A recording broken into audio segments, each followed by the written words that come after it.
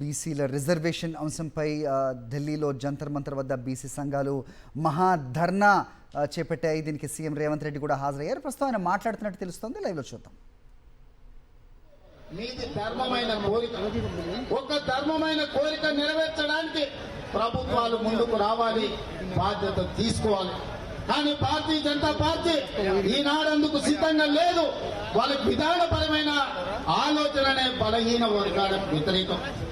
ఇంతకుముందు మిత్రుడు శ్రీనివాస్ గౌడ్ చెప్పిన అంశాలను మరొకసారి చెప్పదలుచుకున్నా.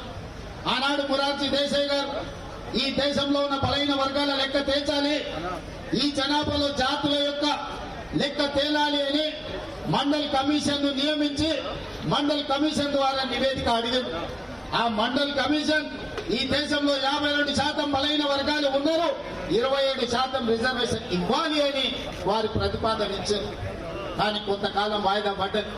విపి సింగ్ గారు వచ్చిన తర్వాత ఈ మండల్ కమిషన్ ను దుమ్ము దులిపి దీన్ని అమలు చేసి మొదలు పెడితే ఆనాడు భారతీయ జనతా పార్టీ కుట్ర చేసి మండల్ కమిషన్ కు వ్యతిరేకంగా కమండల్ యాత్రను చేపట్టి ఈ దేశంలోనే మండల్ కు వ్యతిరేకంగా కమండల్ విధానాన్ని తీసుకొచ్చిందే భారతీయ జనతా పార్టీ. ఆ భారతీయ జనతా పార్టీ ప్రతినిధే ఈ రోజు నరేంద్ర మోడీ గారు ప్రధానమంత్రి ఈ దేశంలో ఉన్నాడు. నేను ఈ రోజు ఒక మాట చెప్పదలుచుకున్నా. శ్రీమతి ఇందిరాగాంధీ గారు దళితులు కాదు, ఆదివాసీ కాదు. కానీ శ్రీమతి ఇందిరాగాంధీ గారు దళితుల పట్ల, గిరిజనుల పట్ల, ఆదివాసుల పట్ల అమ్మలాగా వ్యవహరించి వాళ్ళకి రిజర్వేషన్లను అమలు చేయడమే కాదు, సొంత ఇల్లు కట్టుకోవడానికి ఇల్లు ఇవ్వడమే, ఇందిరమ్మ ఇల్లు ఇవ్వడమే కాదు, ఆవిడ అసైన్మెంట్ చట్టాన్ని తెచ్చి భూస్వాముల దగ్గర వేలాది లక్షలాది ఎకరాలను ప్రభుత్వం గుంజుకొని ఎస్సీ ఎస్టీ బీసీలకు అసైన్మెంట్ పట్టాలు ఇచ్చి భూ యజమానులను ఇందిరమ్మ చేసింది. అందుకే ఇవాళ ఏ ఎస్సీ ఏ ఎస్టీ ఏ తండా ఏ గూడానికి వెళ్ళు వాళ్ళ ఇళ్లలో ఇందిరమ్మ ఫోటో ఉంటది, మా అమ్మ ఇందిరమ్మ అని అంటారు. చిత్తశుద్ధి ఉండాలి, చేయాలన్న సంకల్పం ఉండాలి.